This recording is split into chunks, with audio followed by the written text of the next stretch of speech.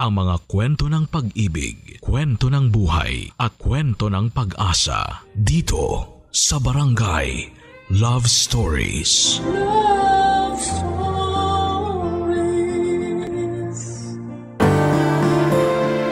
Minsan dahil sa pagiging desperado nating makamit ang isang bagay, kadalasan ay nagkakamali tayo. Kaya nga importante na suriin natin ang ating sarili upang hindi na tayo makapagdesisyon ng hindi naaayon. Ikaw, kabarangay, naging padalos-dalos ka na ba sa iyong mga pasya? Dear Papa Dudut, good day sa inyo at sa mga bumubuo ng Barangay Love Stories, tawagin niyo na lamang po ako sa pangalang Solana. 29 years old, taga Cardona, Rizal at isang online seller. Pero dati ako nagtatrabaho sa isang private company. Sa kasalukuyan ay buntis ako sa first baby namin ng husband ko, pero meron na akong unang anak sa ibang lalaki. Panati ko talaga ako ng programa ninyo, Papa Dudut, at hanggat maaari ay wala akong kinakaligtaang episode sa radyo. Kumbaga ay hindi kumpleto ang pananghalian hanggat hindi kami nakatune in kay Papa Dudut. Tapos isang araw ay naisipan kong magpadala ng sulat sa inyong programa upang marinig ko namang umere ang sarili kong kwento. Kahit naman paano ay merong makukuhang aral at inspirasyon ang mga kabarangay natin sa mga karanasan ko sa buhay. Magsisimula ang lahat taong 2023 kung saan ay sa edad kong 27 years old ay gustong-gusto ko nang mag-asawa. Kaya lang ay wala pa nga akong boyfriend noon, bagay na nakadagdag pa sa aking frustration. At palagi ko yung sinasabi sa aking nanay, Papa Dudut.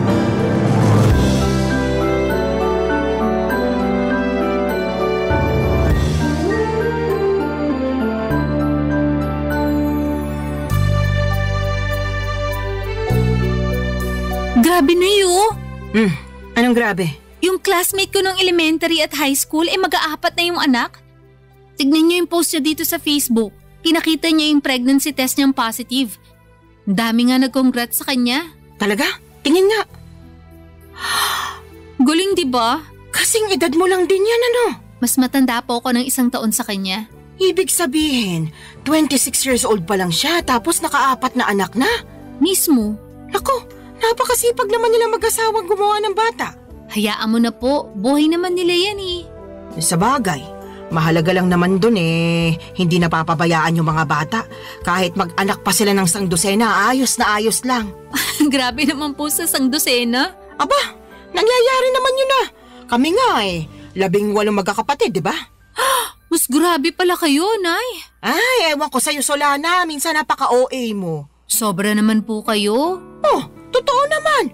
Diyan pa lang sa mga reaksyon mo, akala mo unang beses mo palang narinig na 18 kami magkakapatid.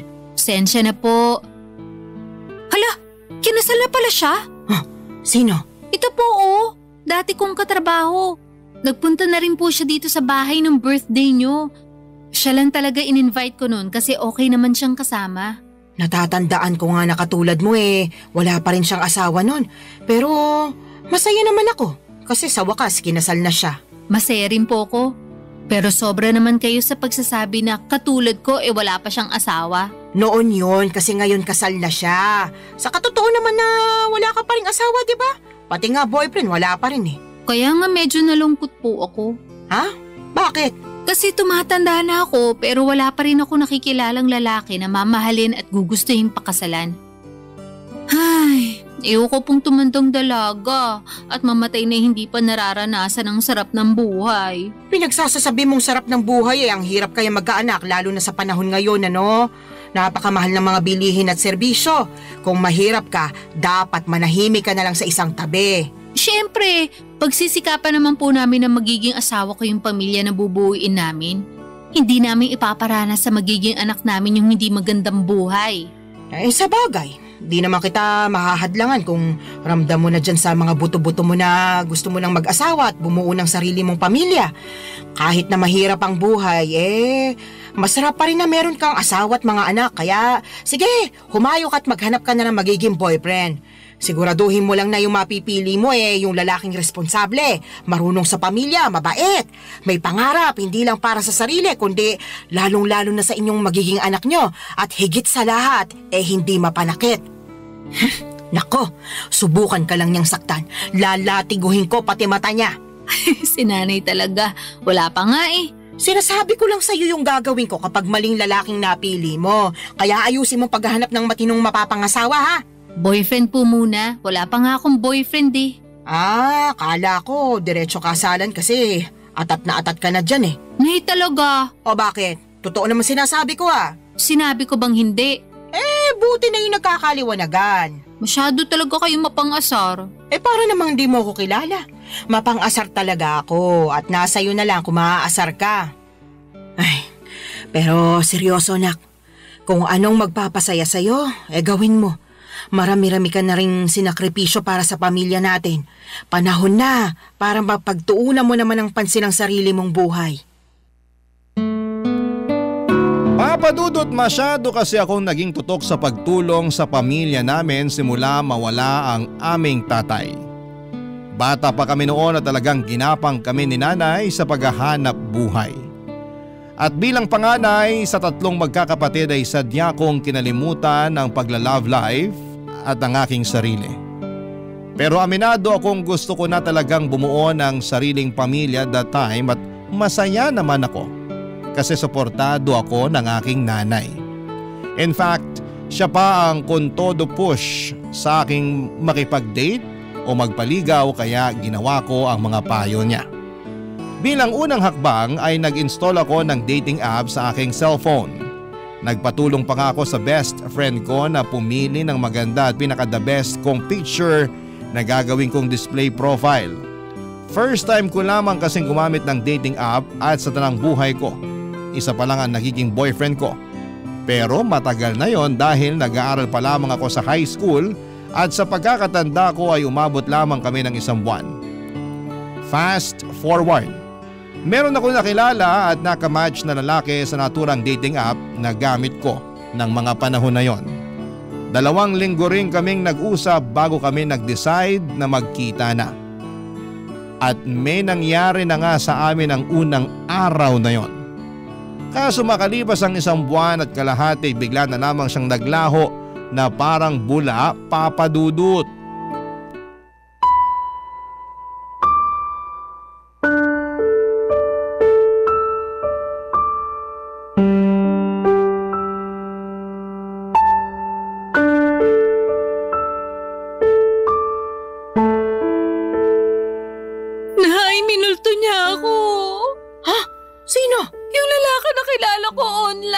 Date. Minulto niya na ako. Paano minulto? Bakit? Namatay na ba siya? Nay naman eh. Pinatay mo naman agad yung tao. Sabi mo kasi minulto ka, kaya anong iisipin ko kung di namatay na pala yung tao, di ba? Yun na nga. Kaso buhay na buhay pa po siya. At ang ibig sabihin ko sa minulto, naglaho na lang siya bigla na parang bula. Bigla na lang siyang hindi nagparamdam. Hindi ko na matawagan at hindi na rin siya nagre-reply sa mga text ko. Naku, minulto ka nga. Sumalangit nawa. Nay naman eh. Sabi mo sa akin nagkakamabutihan na kayo, di ba? Opo. Akala ko rin papunta na kami sa pagiging mag-boyfriend-girlfriend kasi okay naman yung date namin. Nagsabi pa nga siya na plano niya akong ligawan at pumayag naman ako. Kaya lang... Kaya lang ano? Nawala siya bigla pagkatapos siya makuha sa akin yung pagkababae ko. Hala ka, ibig mo sabihin sinubo mo ng perlas ng silanganan? Opo. Ako nalintikan na. Teka, Nay, nasusuka ako. Ay, sinasabi ko na nga ba? Pumunta ka doon sa lababo, doon ka sumuka. Naku. Ay, hindi kaya buntis ka? Pwede po ba yun? Oo naman, may nangyari sa inyo kamo. Tapos nagkakaganyan ka. Malamang buntis ka. Niregla ka na ba? Hindi pa nga po eh. Mag-iisang linggo na. Nalinti ka na talaga. Paano nga po kung buntis ako? Ano nang gagawin ko? Bigla akong tinakasan ng tatay ng anak ko. Hindi ko alam kung anong gagawin mo, pero siguraduhin mo muna na buntis ka nga.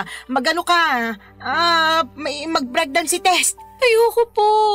Anong ayaw mo pinagsasasabi mo dyan? Natatakot po ako Paano kung positive? Wala na tayong magagawa dyan. Saka na lang natin isipin kung ano yung susunod nating gagawin kapag totoo na buntis ka nga.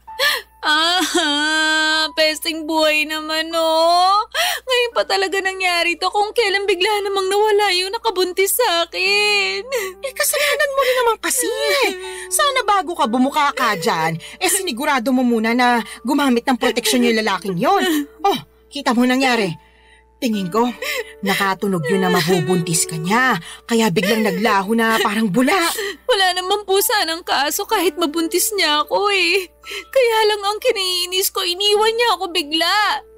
Akala ko ba naman nagkakaintindihan na kami? Na mahal na namin ang isa't isa. Pero mukhang hindi po pala ganon. Hindi talaga. Kasi nakuha na niya yung gusto niya sa'yo. Napakasama niyang tao. Sinabi mo pa. Sana makarma siya sa pang-iiwan niya sa'yo at sa magiging anak niyo kung totoo nga na buntis ka. Kinakatakot ko lang po na baka hindi ko kayanin. Alin? Yung pagbubuntis ko po. Ewan, naguguluhan pa po ko, nalilito. Masyado mabilis yung mga pangyayari. Kahit na anong mangyari, kailangan mong kayanin dahil nandyan na yan. Alangan namang ipalaglag mo yung dinadala mo Malaking kasalanan niya sa Diyos. Tsaka, hindi ka na bata, Solana. Nung nakaraan lang, naulit-ulit mong sinasabi na gusto mo nang magkaanak at magkaroon ng pamilya, di ba? O ayan na, magkakaanak ka na sakaling buntis ka nga. Kaya dapat kayanin mo. Huwag kang mag-alala. Nandito ang nanay. Akong bahala. Gagabayan kita.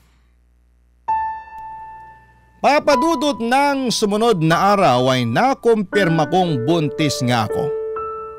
Buti na lang talaga ay nandyan ang nanay ko dahil kung wala siya malamang ay hindi ko na alam ang aking gagawin. Dahil sa biglang pagtakas ng lalaking nakabuntis sa akin ay natakot ako sa responsibilidad ng pagiging nanay sa baby na nasa sinapupunan ko ng mga panahong yon. Kaya nga malaki ang pasasalamat ko kay nanay dahil to the rescue siya. At kahit na extra challenge ang naging pagbubuntis ko ay si nanay ang katuwang ko, Papa Dudut.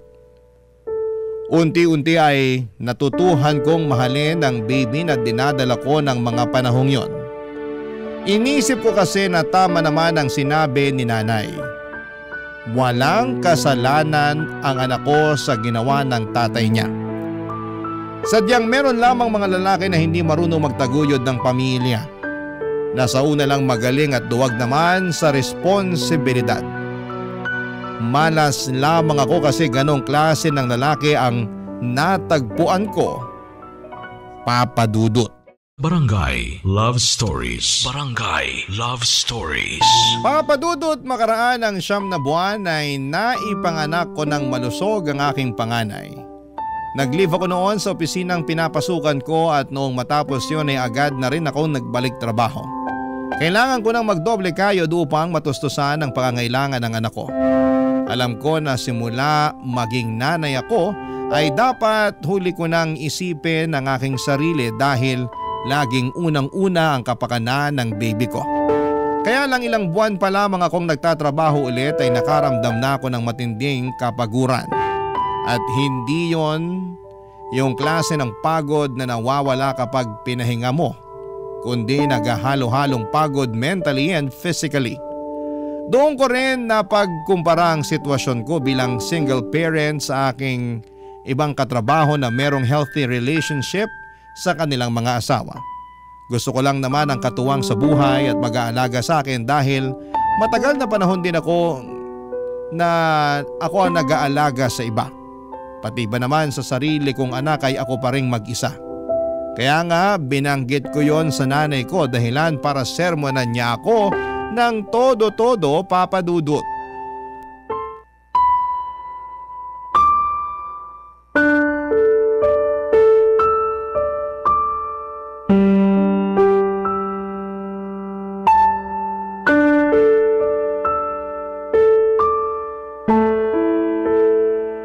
Nay, pagod na po ako.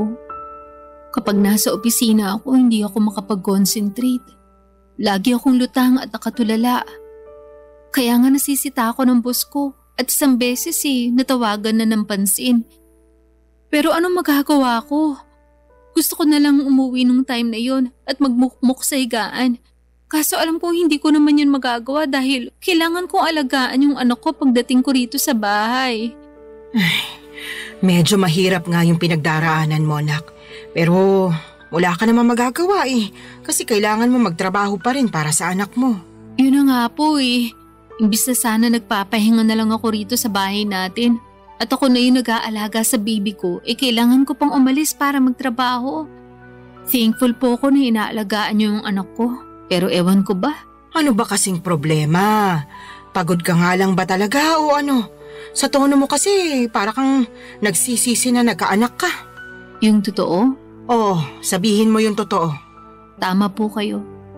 Nagsisisi po ako na nagka-baby ako. Solana naman!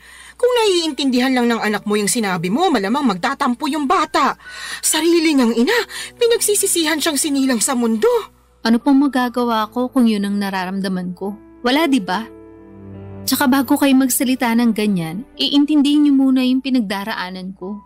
Naiintindihan ko yung pinagdaraanan mo dahil nanay din ako. Partida, isa pa lang yung anak mo. Tapos kayo, 3 pa nga na inire ko.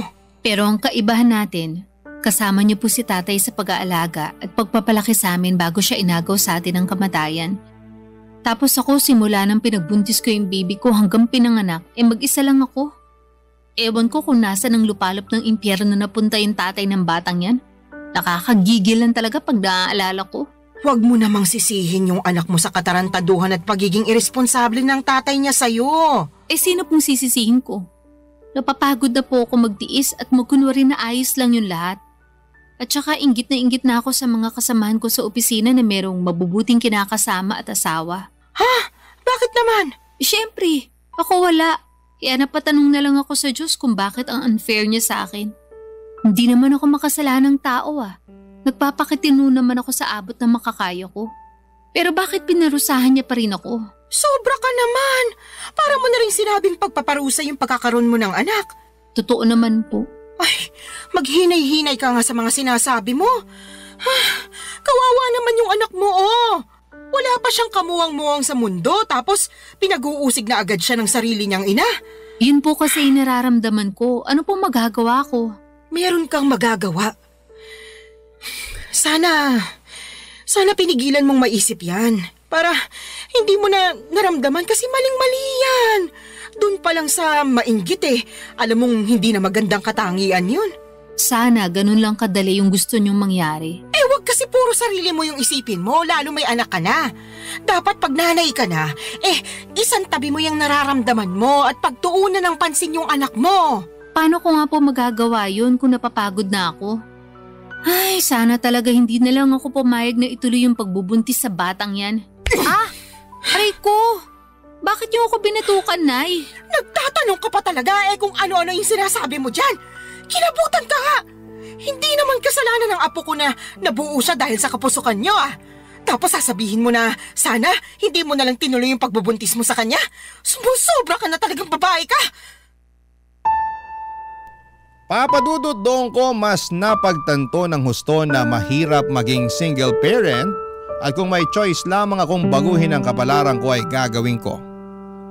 Oo, mahal ko nga ang anak ko pero nawawalan pala ng saysay ang lahat pag nanaig na yung labis na pagod.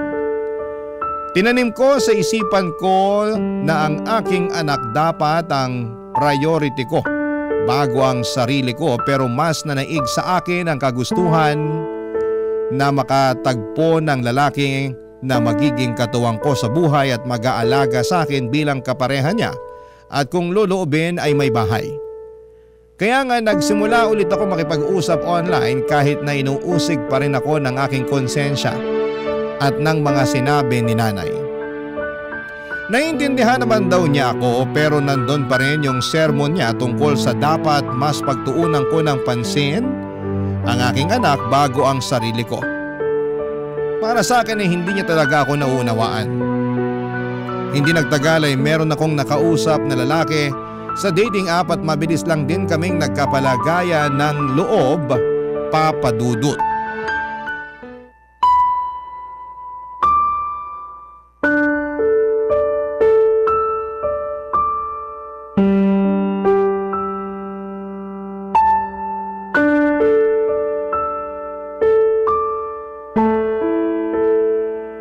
Anong sinabi mo, Solana? Pakiulit nga kasi parang nabingi yata ako. Nay naman eh. Ulitin mo kundi mababatukan kita. Sabi ko po, willing akong sumama sa lalaking nakakausap ko kung yayayain niya akong makipag-live-in sa kanya. Anong sinabi mo? Sasama ka sa lalaking yun eh. Paano yung anak mo? Sige nga. Yun nga po ang gusto kong pag-usapan natin. Kasi hindi ko masasama yung anak ko. Hindi ko pa nga sinasabi sa kanya na may anak na ako kasi, ewan, ayoko lang. Pakiramdam ko pag ginawa ko yun, baka mawalan siya ng gana sa akin. Kasi bihira lang naman yung lalaki na nagkakagusto at sumiseryoso sa mga single mom. Kahit na! Mahalaga pa ba yon? Opo, mahalaga yun kasi mahal ko na siya. Sa lagay, mas pipiliin mo pa yung lalaking yun kaysa sa sarili mong anak, Solana. Hindi ko naman po inaalis yung pagiging nanay ko sa anak ko. Gusto ko lang po magsimula ng panibagong buhay. Magsimula ng panibagong buhay na hindi kasama yung anak mo, ganun ba? Opo. Kanino mo naman iiwan yung apo ko, Aber? Sa inyo po. Ay, anak ka naman ng teteng. Ayaw niyo po ba? Napakagagamong babae ka. Ano ba namang pag-iisip meron ka? May pasabi-sabi ka pa na hindi mo inaalis pagiging nanay mo sa anak mo pero ipapaalaga mo sa akin. Kahit na mahal ko yung apo ko, ikaw pa rin na nanay niya yung dapat na mag-alaga sa kanya. Alam ko naman po yun, pero hindi ko na po siya kayang alagaan. Ano bang pinagsasasabi mong babae ka? Paano di mo kayang alagaan eh? Hindi naman mahirap alagaan yung anak mo. Napakabait niyang bata, normal din siya. Walang karamdaman, kaya paano mo nasasabi yan? Tatapatin ko na po kayo, Nay. Ayoko na po sa anak ko na yan kasi bunga siya ng pagkakamali. Oo, wala siyang kasalanan. Pero hindi ko lang talaga siya mapigilang sisihin sa ginawa ng tatay niya sa akin nung araw. At kahit na anong gawin ko paulit-ulit lang na bumabalik yung pangiiwan sa akin ng lalaking yun sa tuwing nakikita ko yung anak namin. Kaya sabihin niyo, paano ako makakausad? Gusto ko nang kalimutan yung pangyayaring yun. At ito lang yung paraan na pwede kong gawin. Napakapangit ng paraan mo sa totoo lang. Pangit na po kung pangit, pero desperado na ako. Tsaka wag po kayo mag-alala, kasi susustentuhan ko pa rin naman yung anak ko. Magtatrabaho pa rin ako ng mabuti para sa kanya. Pwede ka namang magtrabaho ng mabuti nang hindi mo siya kinakailangang iwanan sa akin eh. Ewan ko ba naman sa'yo, nak? Bakit ganyan ka mag-isip? Awang-awa tuloy ako sa anak mo kasi nagkaroon siya ng nanay na katulad mo. Para sa kaalaman mo ha, hindi lang perang pambili ng pangangailangan niya yung dapat na binibigay mo sa anak mo. Kailangan din niya ng pagmamahal mula sa'yo. Pero hindi ko na nga po kayang ibigay yun sa anak ko. Kaya kayo na lang po yung magbigay nun sa kanya. Naniniwala naman po ako na marami kayo nun sa puso nyo. Yung sa akin kasi, ubus na para sa anak ko.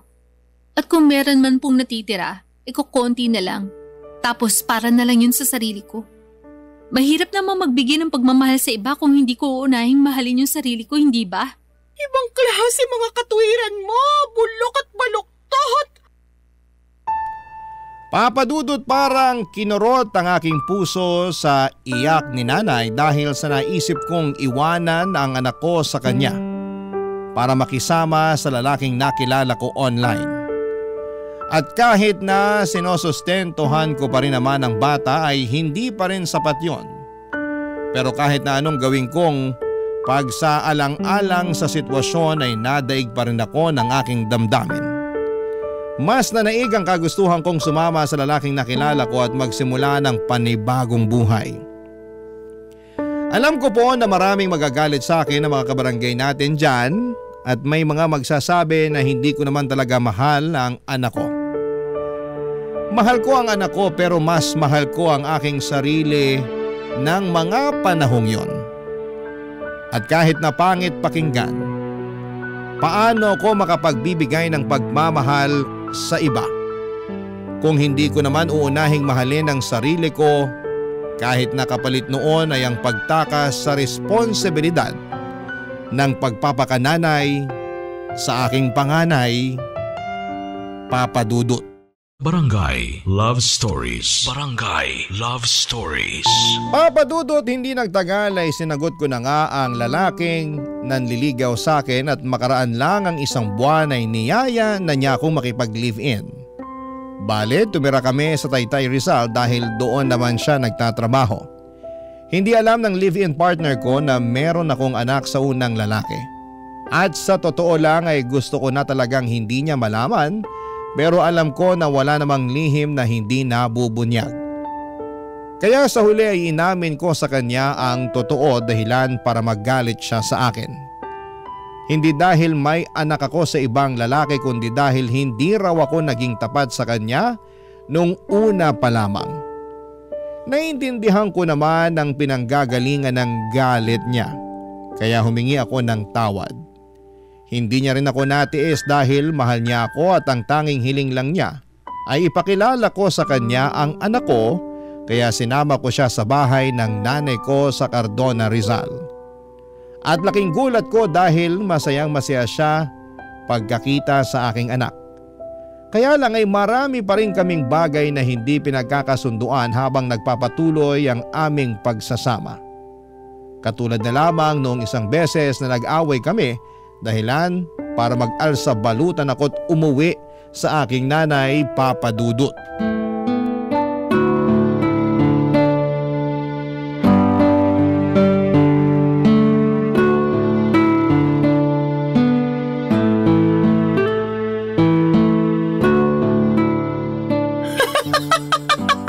Ano nga ulit yung dahilan ng away niyo, anak? Sinabi ko na po, di ba? Paulit-ulit kayo eh. Hindi ko nang mapigilan. Bakit ba? Kaya sabihin mo na kasi ulit. Sige po, pero last na to ha. Feeling ko kasi inaasar nyo lang ako eh. Sige na, ano nga ulit yung rason? Bakit ka nag-alsa balutan paalis sa inuupahan nyo at umuwi ka rito sa atin? Nag-away po kasi kami nung kinakasama ko dahil binuksan ko yung delata ng paborito pala niya tapos inulam ko. Delata lang pala, tapos pinag-awayan nyo na. Grabe, hindi ako makapaniwala para kayong mga bata. Hindi ko naman po kasi sinasadya na mabuksan yun.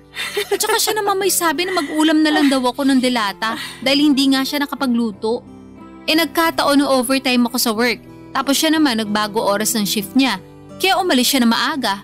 Syempre bilang wala na ring lakas magluto pa, naisip ko nga magbukas na lang ng delata. Ano ba kasing delata yon? Sardinas ba? Corned beef po, yung medyo mamahalin na brand. Hindi mo ba alam na paborito niya yon? Alam ko po na paborito niya yun. Pero hindi ko naman akalain na magagalit siya sa akin ng gusto dahil lang sa delatang yun. As in, galit na galit siya? More on, tampo na para bang batang nagmamaktol yung lolo nyo. Akala mo kung sinong inapi. Ginising pa talaga ako para pagdabugan matapos niya makitang nasa basurahan na yung delata na inulam ko kagabi. Nagkataon na isang piraso na lang yun tapos plano niya raw ulamin pag uwi niya. Anong ginawa mo pagkatapos? Syempre, nagalit din ako kasi para siyang tanga. Kagigising ko lang nun tapos naalimpungatan pa ako sa sigaw niya. Tapos bubungaran niya ako ng sermon kesyo ganito ganyan. Aba, hindi rin po ako nagpatalo. Kaya sinagot ko siya para ipagtanggol yung sarili ko. Hanggang sa lumala na yung away namin at nakapagsalita na kami ng hindi maganda sa isa't isa.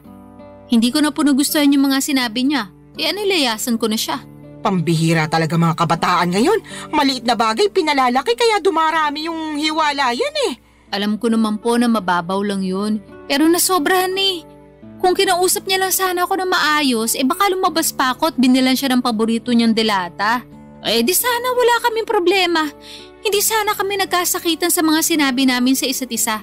Kaya lang hindi ganun yung nangyari. At hindi ko kayang intindihin na ganun siya umasta porque paborito niya yung delatang kinain ko nang hindi sinasadya. Tama rin naman yung mga sinabi mo. Delata lang naman yun. Kaya nga po. Tsaka sobrang sama lang talaga ng loob ko sa kanya. Sa dinami-rami ng tao na magsasalita sa akin ng ganun, siya pa talaga. Ayun, hindi na ako nakatiis kaya nilayasan ko na siya. Hindi talaga maiiwasan yung pagkakaroon ng hindi pagkakaintindihan sa relasyon. Pero sana, huwag niyong hayaan na sirain ito yung pagsasama ninyo. Tama rin na umalis ka doon para makapag-isip-isip kayo pareho. Magpalamig ka muna rito habang malayo kayo sa isa't isa pero huwag niyong patagalin yung away ninyo. Hindi yun maganda. Ewan ko na Mahal ko naman po siya pero masakit talaga mga sinabi niya sa akin. Biruin nyo, sabihin ba naman ako matakaw kasi naubos ko rin yung dilata niya? Gutom na nga ako nun. Kahit naman ako na gutom baka maubos ko rin yon. Yun na nga po. Medyo sumobra lang siguro yung reaksyon ng kinakasama mo para lang sa isang delata. Sa lagay, mas matimbang pa yung pagmamahal niya sa paborito niyang pagkain kaysa sa'yo na kinakasama niya. Tumpak ka dyan, Nay. Naku, pag pumunta yun dito, makakatikim talaga sa akin yun ng sermon. Salamat po. Ay, hindi lang pala siya kundi kayong dalawa. Bakit naman po ako nasali dyan? Syempre, pareho kayo nasa relasyon At gusto ko lang ipaintindi sa inyo na hindi na kayo bata para pag-awayan yung ganong klase ng mababaw na bagay. Ay, umayos kayo, kundi pag-uuntugin ko na talaga kayo. Papa Dudut, alam ko naman na mababaw lang ang dahilan ng pag-aaway naming yon. At pwede namang maayos kaagad kung may isa sa amin na magpapakumbaba. Pero pareho na kaming kinain ng matinding emosyon. Noong araw ding yon ay pinuntahan ako at sinundo ng kinakasama ko sa Cardona at nakipagbati sa akin. Humingi rin siya ng sorry kay nanay dahil naabala pa namin siya. Pero ayos lang naman sa nanay ko, sa halip ay pinayuhan niya kami na pag-usapan ng mga bagay-bagay at huwag na huwag agad paiirali ng galit. Kaya nga ginawa namin ang lahat para ayusin ang pakikipagkomunikasyon sa isa't isa para hindi na maulit ang mga nangyari. At masasabi ko na mabuti ang resulta noon sa pagsasama namin. Meron pa rin namang mga misunderstanding pero mas alam na namin kung paano yon ayusin. Saka pansin ko na sobrang mahal din talaga ng kinakasama ko ang aking anak sa ibang lalaki. At nakikita ko yon sa tuwing bumibisita kami sa bahay ni nanay. Kaya nga nagustuhan na rin siya ng nanay ko para sa akin bilang kinakasama. Pero nitong March 2025 lang ay may sinabi ako sa nanay ko na labis niyang kinabigla, Papa Dudut.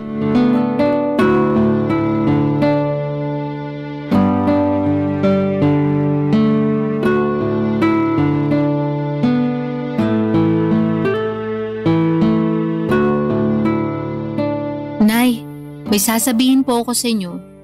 Pero huwag kayong mabibigla Depende kung sasabihin mo maganda ako matagal ko nang alam yon. Puro kayo biro. Sa tingin mo nagbibiro ako? Nakakasakit ka ng damdamin Siyempre, maganda po kayo. Kanino pa po ba ako magmamana kung di sa inyo lang, di ba? Yan, sige, utuin mo pa ako. Ano ba kasi yung sasabihin mo at may pasabi-sabi ka pa ng wag akong mabibigla? Tungkol po sa amin ang kinakasama ko. Ang totoo, niyaya niya na ako magpakasal kahit sa West lang daw po muna. Para lang magkaroon na ng basbas yung pagsasama namin. Talaga? Naku, mabuti naman! Anong sinabi mo? Pumayag ka ba? Siyempre, opo. Tuwang-tuwa nga ako Ako rin tuwang-tuwa kasi sa wakas ikakasal ka na, nak. Dati-rati, pangarap mo lang yung maikasal tapos ayan na, mangyayari na. Kaya nga malaki talagang pasasalamat ko sa Diyos.